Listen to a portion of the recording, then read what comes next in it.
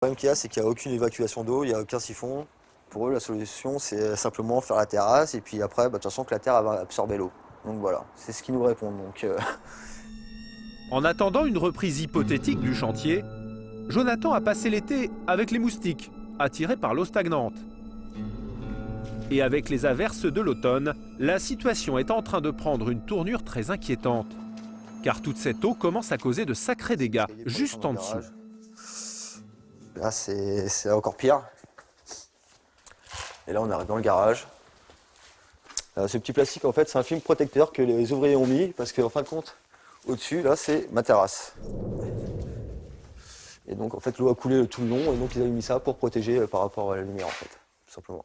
Et sur ma place de parking, en fin de compte, comme vous pouvez voir, il y a un parpaing qui est tombé, et les morceaux, ils sont ici. Il y aurait eu ma voiture à ce moment-là, et les poutres aussi qui fissurent. Ça vous inspire quoi, tout ça? Un dégoût, surtout.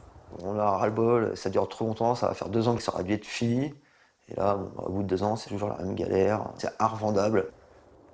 C'est notre première acquisition et on vit sur un chantier. Nous avons cherché à rencontrer le promoteur de l'immeuble. Un homme insaisissable qui ne vient plus à la résidence, mais qui continue d'y envoyer des ouvriers de temps en temps pour ne pas être accusé au regard de la loi d'abandon de chantier. Sur Internet, où ses comptes sont publiés, nous avons découvert que son nom apparaît dans plusieurs sociétés. Et beaucoup sont en difficulté.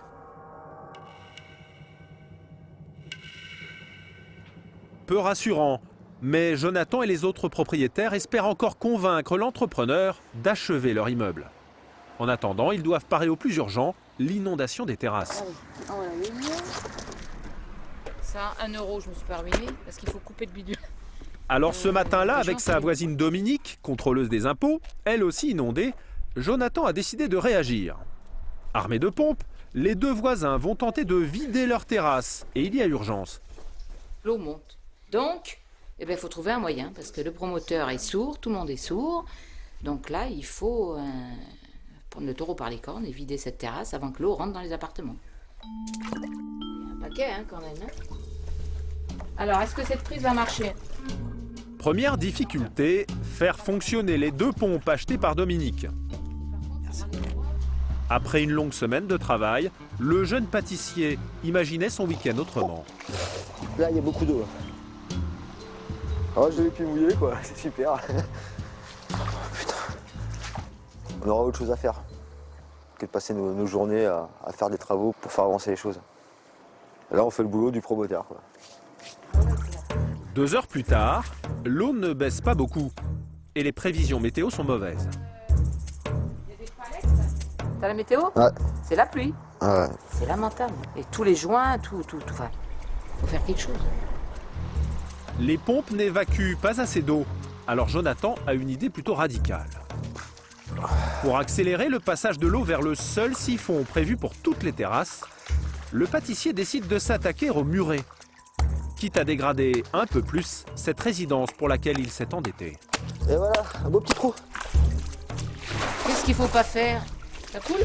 Mais oui, c'est génial. Mais leur joie va être de courte durée. Oh, putain. J'ai éclaté le marteau en plus.